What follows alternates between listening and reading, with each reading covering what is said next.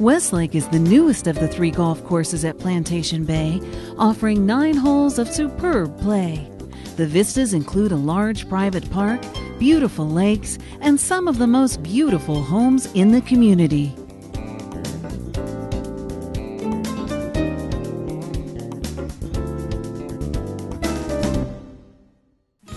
Hole 1 is a wonderful opening par 4 measuring 365 from the back tees and 274 from the front tees. This hole has a slight carry over water on the drive, which also needs to be avoided most of the way up the right side of the hole. It also has a well-placed bunker on the right side of the fairway. The good news is that the fairway is pretty large, so those hazards don't really come into play. The approach shot is to a big green, with its only protection being a bunker in front of the green. Hole 2 is a good par 4 to follow up the opening par 4, measuring 376 from the back tees and 282 from the front tees. This is a relatively narrow hole, especially for the tee shot, so your driver might not be the club of choice.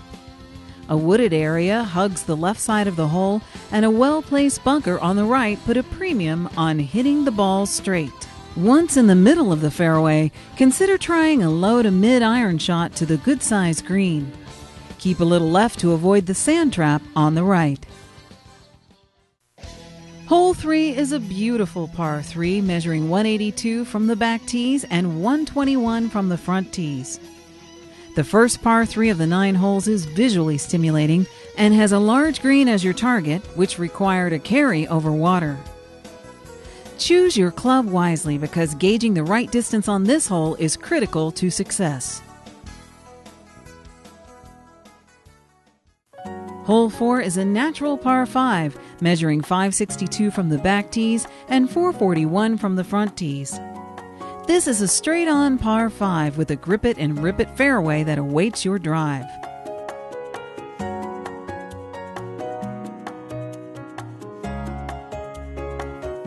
The layup shot must be long enough to give yourself a good look at the green, which is surrounded by water on the right side and has a bunker on the left. Hole 5 is a par 3, measuring 185 from the back tees and 114 from the front tees. This is a great par 3 where you often see many deer and wildlife as you play. This hole has a large bunker on the left, but also has a large green as you target. Hole 6 is a wide-open par 4 and is a big hitter's dream with the hole measuring 418 from the back tees and 284 from the front tees.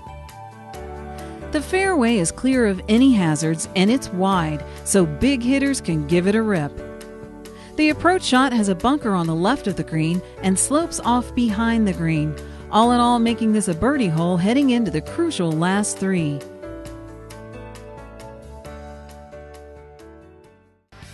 Hole 7 is the second of the par 5s, measuring 564 from the back tees and 431 from the front tees.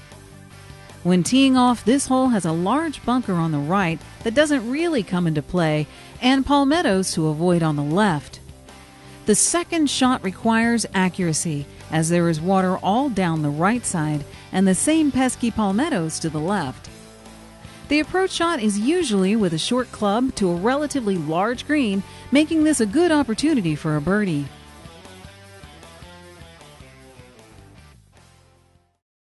Hole 8 is one of the shorter par 4s, measuring 374 from the back tees and 273 from the front tees. The tee shot is more of a placement shot, so you have a nice approach shot into a green that slopes heavily from back to front and is a good test with much undulation. Hole 9 is a great closing par 4, measuring 425 from the back tees and 268 from the front tees. The drive requires a good hit over the conservation area. A fairway bunker on the left is also something that needs to be avoided.